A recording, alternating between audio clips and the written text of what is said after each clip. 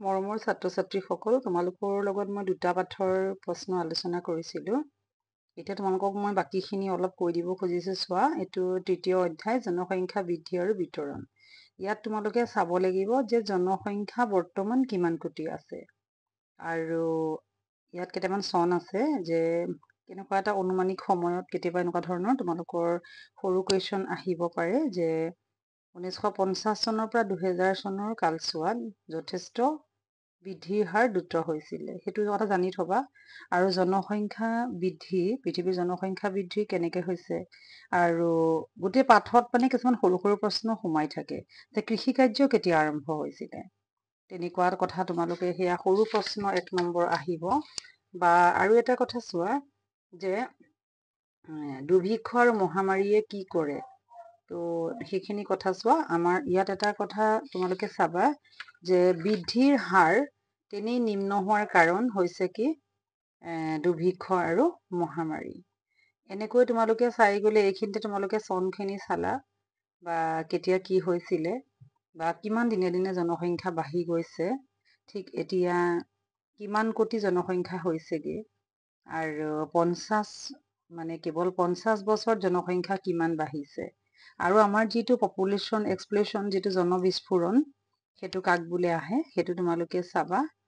আৰু ইয়াত এটা আছে যে 2011 বৰ্ষৰ 31 অক্টোবৰ তাৰিখে পৃথিৱীৰ জনসংখ্যা 700 কোটি সম্পূৰ্ণ কৰিছে, আৰু 25ত এতিয়া 800 কোটি হ'ব বুলি কৈছে, সেইটোও তোমালোকে জানিবা। আৰু 2050ত 950 কোটি বুলি অনুমান কৰিছে। তাৰপৰা জনসংখ্যা বৃদ্ধিৰ আঞ্চলিক তাৰতম্য কিছুমান আছে, গতিকে সেইবিলাকৰ মানে কি সুবিধা থাকিলেনো জনসংখ্যা বাঢ়ে আৰু কি অসুবিধা হ'লেনো জনসংখ্যা নাথাকে, তোমালোকে সেইখিনি নিশ্চয় জানা যে য'ত জলবায়ু ভাল পাব, খেতি বাতি ভাল হ'ব, যাতায়াত ভাল হ'ব, সকলো ব্যৱস্থা থাকিব, তাত ডেফিনেটলি জনসংখ্যা বৃদ্ধি হ'ব। গতিকে আমি জানো যে আমি যিখনত আছো এতিয়া, আমাৰ এছিয়া হৈছে আমাৰ একদম আটাইতকৈ জনবহুল মহাদেশ, গতিকে সেইখিনি চাবা। তাৰপিছতে এছিয়া মহাদেশৰ জনসংখ্যাৰ দেখিছানে মূল কাৰণটো উচ্চ জন্মহাৰ। উত্তৰ আমেৰিকাৰ ক্ষেত্ৰত ইউৰোপ আৰু অন্যান্য অঞ্চলৰ পৰা জনপ্ৰব্ৰজন হৈছে কাৰণে উত্তৰ আমেৰিকাত বাঢ়িছে। ইউৰোপ মহাদেশত একদম নিম্ন হাৰ, অতি নিম্ন জন্মহাৰ, আমেৰিকা আৰু ওচেনিয়াৰ পৰা ঘটা উচ্চ পৰিমাণৰ বহিঃপ্ৰব্ৰজন। গতিকে এইকেইটা তোমালোকে পাৰিবা নিশ্চয়, এনেও এটা মনতে ভাবি ল'বা, য'ত সুবিধা থাকে ততেই মানুহ থাকিব, আৰু সুবিধা নাথাকিলে মানুহ নাথাকে। এইখিনি চাবা। পিছত পৃথিৱীৰ জনসংখ্যাৰ বিতৰণটো কেনেকে কৰিছে, যদি ভূ অৱয়ব, জলবায়ু, মাটি আদি প্ৰকৃতি সম্পদ, ৰাস্তা ঘাট, অৰ্থনৈতিক উন্নয়ন প্ৰক্ৰিয়া আদি পাৰ্থক্যৰ বাবে পৃথিৱীৰ সকলো অঞ্চল জনসংখ্যা বিতৰণ একে নহয়, য'ত ভাল হ'ব ততেই থাকিব। গতিকে এইখিনি চোৱাচোন, এই গোটেইখিনি মই তোমালোকক আণ্ডাৰলাইন কৰি দিছো। এতিয়া তোমালোকে চোৱা, ইয়াত আমাৰ এছিয়াৰ জনসংখ্যাৰ ঘনত্ব আটাইতকৈ বেছি ঘনত্ব দেই, আৰু ওচেনিয়াৰ আটাইতকৈ কম, সেইটো কুৱেশ্যন মনত ৰাখিবা।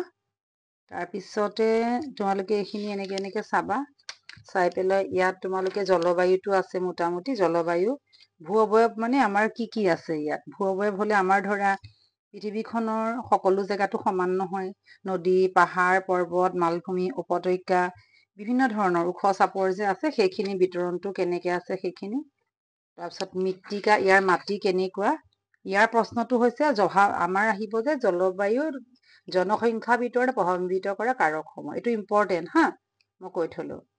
জনসংখ্যা বিতৰণ প্ৰভাৱান্বিত কৰা কাৰণসমূহ, এইটো তোমালোকক মই আকৌ এবাৰ লিখি দিছো, এইটো ইম্পৰ্টেণ্ট হয়, গতিকে এইটো তোমালোকে কৰি যাবা। দুটামান কাৰকৰ বিষয়ে জানিব লাগিব, জলবায়ু এটা, ভূ অৱয়ব এটা, মৃত্তিকা এটা, শক্তি আৰু খনিজ সম্পদ এটা, যাতায়াত ব্যৱস্থা এটা, আৰু আৰ্থ সামাজিক ব্যৱস্থা এটা। এইটো তোমালোকক মই কমন দিছো, মোক কোনোবা এগৰাকী ছাত্ৰীয়ে সুধিছিলা।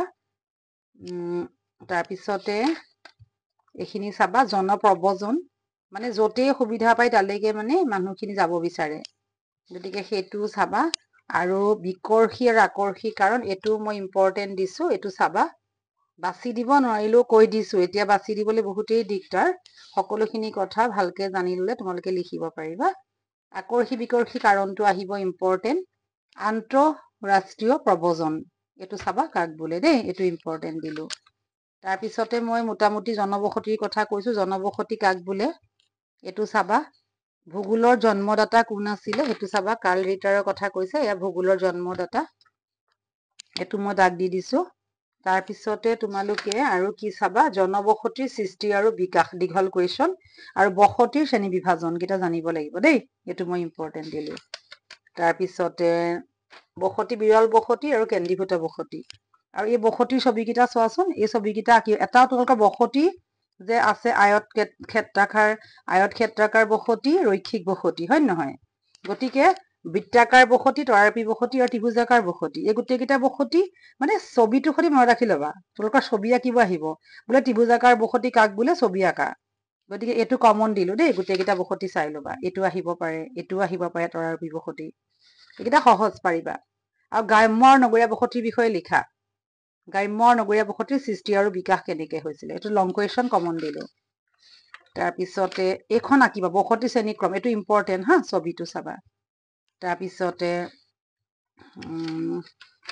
গ্ৰাম্য আৰু পৌৰ বসতিৰ বৈশিষ্ট্য এইটো জানি থবা বেছি টান নহয় তাৰপিছতে অৰ্থনৈতিক ভূগোল আছে এইখনো তোমালোকে পাৰিবা অৰ্থনৈতিক ভূগোলত কি আছে ইয়াৰ তোমালোকে চাবা যে অৰ্থনৈতিক ভূগোলৰ মূল কথাকেইটা সাংস্কৃতিক প্ৰামূল্য প্ৰযুক্তিবিদ্যা অৰ্থনৈতিক ব্যৱস্থা এই তিনিটা সম্পদ কাক বোলে আৰু এইকেইটা সম্পদৰ কি আমি সম্পদটোৰ মানে আমি সম্পদ গণ্য কৰাত আমি কোনটো কথা মন কৰিব লাগে সম্পদটোৰ সাংস্কৃতিক প্ৰমূল্য প্ৰযুক্তিবিদ্যা অৰ্থনৈতিক ব্যৱস্থা এইটো জানিব লাগিব তাৰপিছত সম্পদৰ শ্ৰেণী বিভাজন কৰিবলৈ প্ৰাকৃতিক সম্পদ তাৰপিছতে আৰু তোমাৰ প্ৰাকৃতিক সম্পদৰ ভাগ তাৰপিছতে তোমাৰ পুনৰ সৃষ্টিক্ষম সম্পদ আৰু পুনৰ সৃষ্টিহীন সম্পদ সেই দুটা দিলো মই কমন আৰু অৰ্থনৈতিক কাৰ্য আমি অৰ্থনৈতিক কাৰ্য বৃত্তি চাৰিটা মই কমন দিলো প্ৰাথমিক ছেকেণ্ড দ্বিতীয়ক তৃতীয়ক আৰু চতুৰ্থক এইটো কমন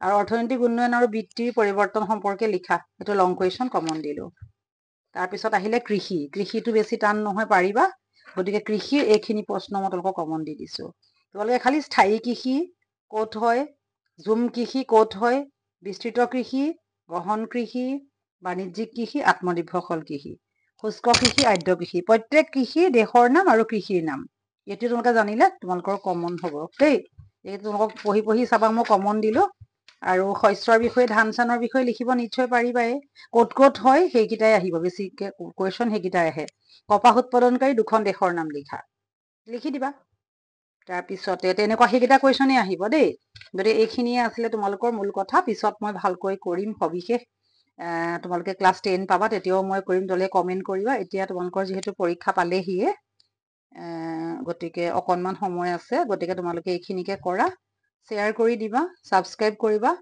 আৰু তোমালোকলৈ এটা লাইক কৰি দিবা থেংক ইউ